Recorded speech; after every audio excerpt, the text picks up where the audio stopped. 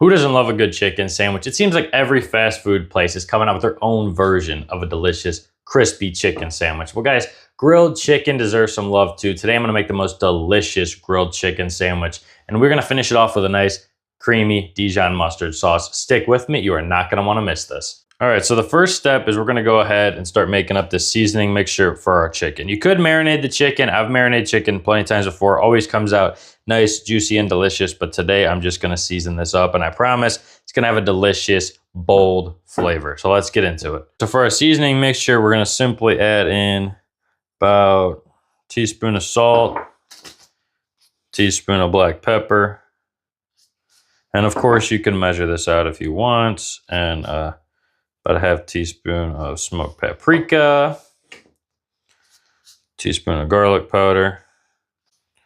Can't have garlic powder without onion powder. Seemed like a little bit more than a teaspoon, but it'll be all right.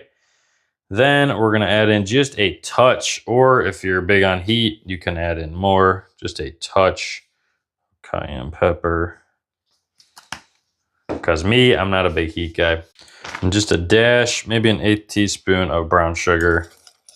Mix that up. Add in about half teaspoon of some fresh parsley. Add a nice green into there and a freshness. After we got our seasoning mixture together, I got chicken thigh here. We're gonna go ahead, plop that bad boy into our seasoning mixture. Kind of roll it around. I want to coat it nice and thick. Try to get that in all your little crevices. And I'm just letting it kind of chill out over there in our seasoning mixture. Let that get nice and incorporated in there. We're gonna go and make our sauce up. So I got 2 tablespoons of mayonnaise going in there. I'm old school, doing the old actual tablespoon. Next, we're gonna go in with about a teaspoon of Dijon mustard. Not going old school with that stuff, because Dijon mustard, let me tell you one thing about Dijon. This stuff is strong. Just a dash. If you have honey, honey would be better, but we're gonna use about an 1/8 teaspoon of brown sugar. I don't have any honey right now. I'm fresh out. Also, I'm gonna add in a half teaspoon of lemon juice. Fresh is always better. I usually don't have lemons on hand though. Next, we're gonna add in some pepper. Probably a half teaspoon black pepper. And we're just gonna mix this up.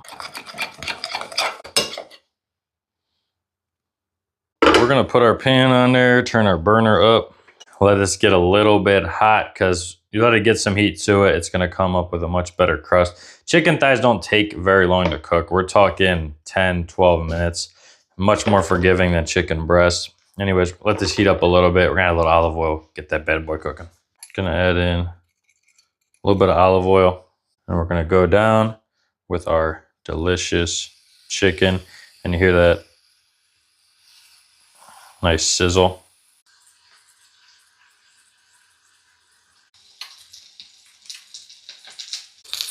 About time to flip this bad boy over. Look at that delicious char. It's exactly what you're looking for. Take a look at the other side. Oh my God. This chicken's browning up absolutely perfectly. At some point, we're gonna wanna check this internal temp here, but you should be safe as long as you're around the 8-10 minute mark. Start temping it up. Like I said, it'll be done around 10 to 12 minutes, depending on the thickness of your breast. But you're always gonna wanna measure the temp from the thickest part of your chicken.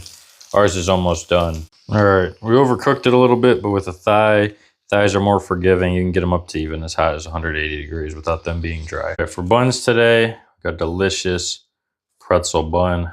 Let's get some butter on this. One of the keys for making sure these buns don't get super soggy when you're toasting them up is that you want to make sure you got the pan on medium heat. Of course, we got some juices on there. That's great for flavor.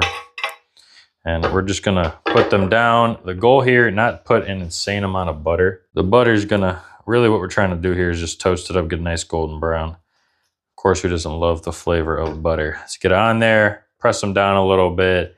We're gonna end up with some nice grill marks on there. We're gonna go ahead and get our vegetables prepped up.